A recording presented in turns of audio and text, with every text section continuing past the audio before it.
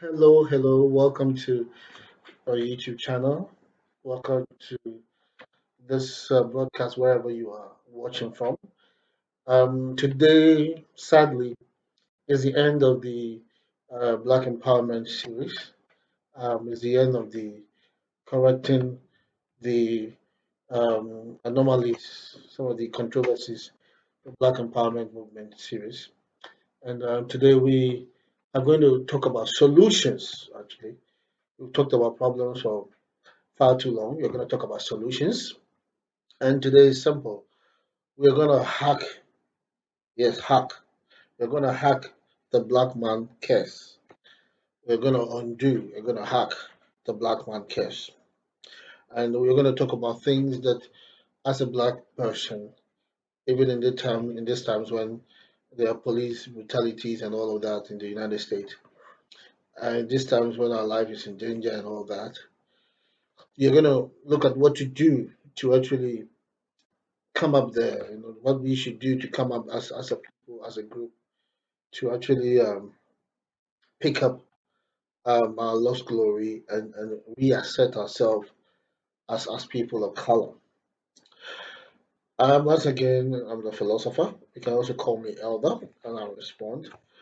And if you have not subscribed to this channel, please do it right now. Yes, down there, hit the subscription button, hit it, and hit the notification bell. Okay, yeah, yes, right now, hit it. And share with a friend, invite your friends to come because we are in this together and we can rise together. God bless you. Now, the first thing we need to do, as people of color all over the world, the first thing we need to do, and our greatest disadvantage so far, is the fact that we have been scattered abroad for so long that because of our different accents and the different languages we speak, we seem to see each other as being different. Because we are speaking Portuguese, we are speaking Spanish, we are speaking French, because we are speaking English. We tend to see ourselves as being different people, though we might even have come from the same family. Now, this language barrier is one of the greatest things that hold us back in doing great things. Remember, even in the Bible, when men rose up against God, the most effective weapon he used against them was to change their language, was to make sure they spoke different languages so they could not understand each other. This is what has been done to us. A single race, a single group. We indeed had several tribal languages and all of that. But now that we have prevalent languages around, it's in our interest to actually find a way of understanding each other, no matter what language we speak, of having that that black dream, of having that common pursuit. Having that will do many of the things that have put us in such a big disadvantage. All black people, no matter what passport they hold, what nationality they are proud to be part of, no matter what accent they speak English with or whatever language with, we must all agree to come together. The African, Caribbean, and Pacific, nations, that grouping must be made prominent, even more prominent than the ones we have with the United Nations and the rest and the EU. We must have the African, Caribbean, Pacific, nations have a strong grouping so we can push the Black African agenda.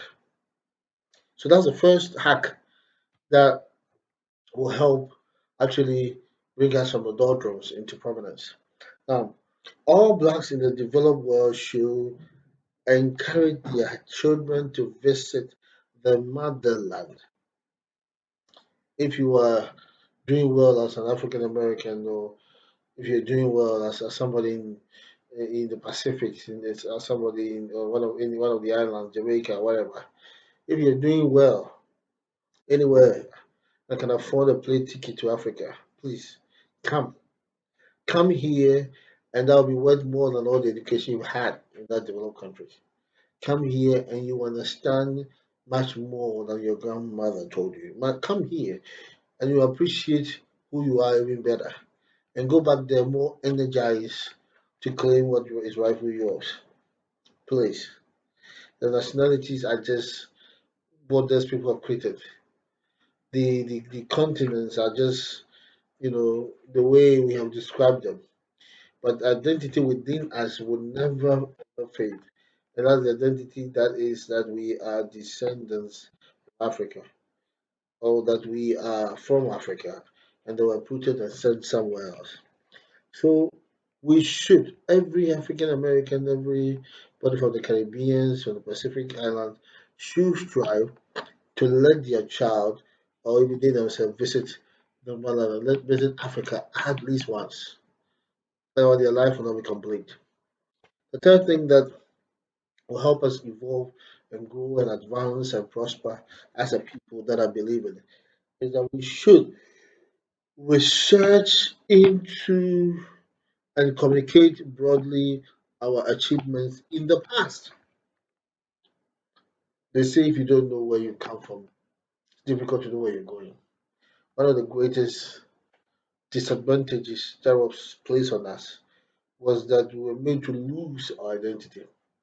As people who were taken as slaves, one of the first things that were done was that they were branded in the name of the master, their owner, and they were consistently made to only respond to names given to them by their masters.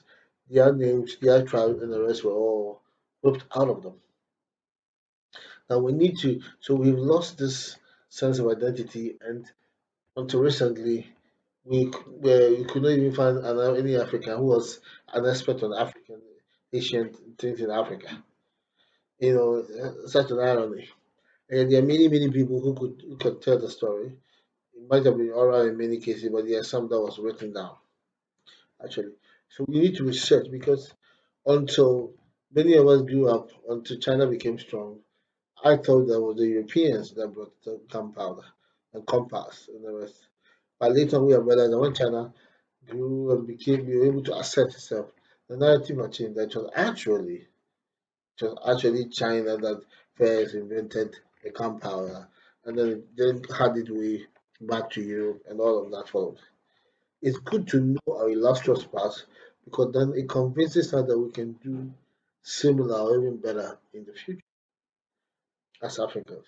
Let us know that we are not people who don't have a mind to do great things, that we too can do great things. I want Africa to be great again. I want the African to be great again. Amen. And then the fourth thing that we must stop patronizing the product of people who were discriminate against us. Yes, we must purposely come together. We must actually, yes, we must research into our great and illustrious past, the great things our ancestors did.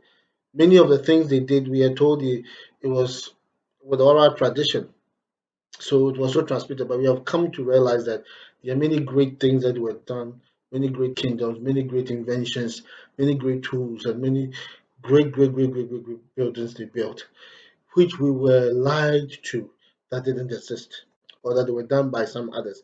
In fact, some are even claiming they were done by aliens because they are so precise, they are so awesome that people cannot explain how they could have been done in the olden days. So it is when you know that there's greatness inside of you, that you have left it to be latent and to be dormant, then you understand why you need to go back there and pick it up. Everywhere we are, everywhere we find ourselves, we must stop focusing on this victim mentality and realize that it has energized us. It should propel us to have a passion to do great things, to undo the evil image that has been created over the years by others about us. We are better than this, and we will prove it. Let all of us research, put it out there. That's why I love this Black History Month. That's why I love the list of black inventions and the rest. Please, there are many great things that are being done by us, but they are done in the name of corporations.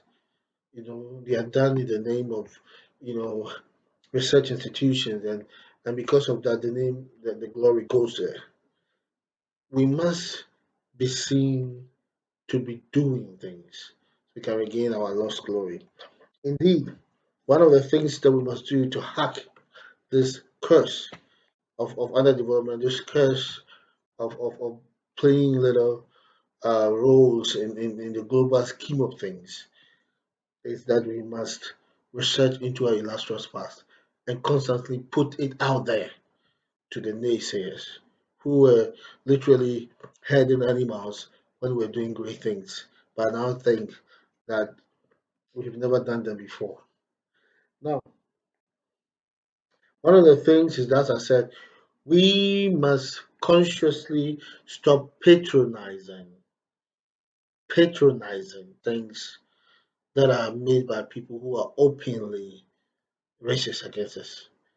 Any nation, no matter what they are, any company, any founder of a company. That's why I love it when they pull down the statue of one of those past leaders of India who was known to be racist and a supporter of apartheid. His statue was pulled down from the University of Ghana. See, there are people that have done great things, but it does not change the fact that they had bad impressions. They had the wrong mindset about us, about Africans, about our color. You see me in this beautiful smock African wear. I'm proud of it. It was produced by, someone from the north of Ghana. And it's I'm proud of it because everything about it was made for me. It fits my color, everything. And that is what we are talking about.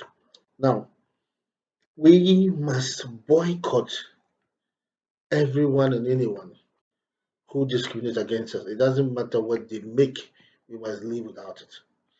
Now, five, we must learn to work intensely, not only on sports, but on everything else.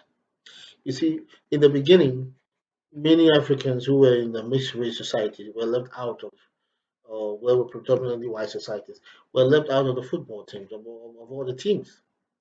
Now, when segregation ended in many of these nations and the blacks were given the chance, they, over time, working intensely, they over time became so prominent that they took over these teams. Now, many of these teams, you can hardly find a single Caucasian in it. Now, that intensity that made them box, run, throw, jump better than everybody else. That same intensity should be applied to everything else we do, engineering, everything, medicine, everything. It should be applied to it. There is no laurel that in any field that has not been achieved by an African before or some black person before. But it needs to be routinely done. And for that to happen, we need to work intensely. The work should be intense. We need to work intensely. And once we work intensely, the results will come. All of these um, other people, the Asians, the results they've achieved have only come out of working, intense working with the aim to lift themselves out of poverty. It's time to stop stop the relaxation. Time for relaxation is gone. We more than anyone can work hard. So we should work hard. Our people already work very hard wherever they are. But there's one thing missing. We should work intensely. Working intensely means we should work till we achieve a set goal, no matter how much it takes of us. We should work to achieve, and that thing should be drummed into the head of all of us. We must understand that we are at a certain place. We must stop fitting ourselves into the family, the tribal, the nation boxes, and see ourselves as a collective. Because no matter where you come from, no matter what passport you hold, you are treated the same way by reason of your color. So we must collectively see ourselves as a people of the same color that are working hard to lift the image of our color actually um, seem to suggest to many people. And that is what is happening to the Asians. Now is a time to do the same thing. Intensely working will undo the many disadvantages that have been placed on us because of our skin color. Now, the sixth thing that we should be doing, we must strive to live up to the illustrious achievement of our past civilizations. We must try to live up to the illustrious achievement of our past civilizations. There are people in nations in the Asia who are busily pursuing the agenda of becoming number one. They have an agenda, they have a goal. You know, imagine if all Africans, including those who have different countries upon them, but all Africans pursue the goal of making Africa number one continent in the world. Imagine that kind of goal. It will bring intensity. It will bring a sense of purpose. It will bring a sense of unity. It will bring a sense of collectiveness. We will come together. We will bond together. We will stick together, and we will achieve results. We will definitely achieve results in that line. So let's stop these little different divisions here and there, and see ourselves as being the same. And once we see ourselves being the same, then we will collectively solve the issues that confront us as a people. Okay. Then we must also strive to take advantage of the loopholes in the developed economic system. Every nation that has developed did that. Every nation. Britain was first to be industrialized. But Britain, of course, when they were imperial house, they learned a lot from the way the French were when they were more French were more powerful than them from before. And the French also learned from the Romans that had the Roman Empire, and they also learned from empires before them. And so, what we must strive to do is that we have to strive to take advantage of the things that brought down the empires of the past, the things that brought down, or bringing down the developing world's economy. And some other people have done it beautifully. Designed machines purposely for Africans because no we can buy. The time passed when it was developing anything, Africa was not part of it. But now we're having proactive people who are pushing that agenda. Please, we must strive to take advantage of the loopholes in the developing economy. We see how the Russians, we see how the Chinese are actually stealing intellectual property. The United States has said so many things about it, but has not done anything about it. And they keep talking, and then the Chinese keep knowing, keep doing more and more and more.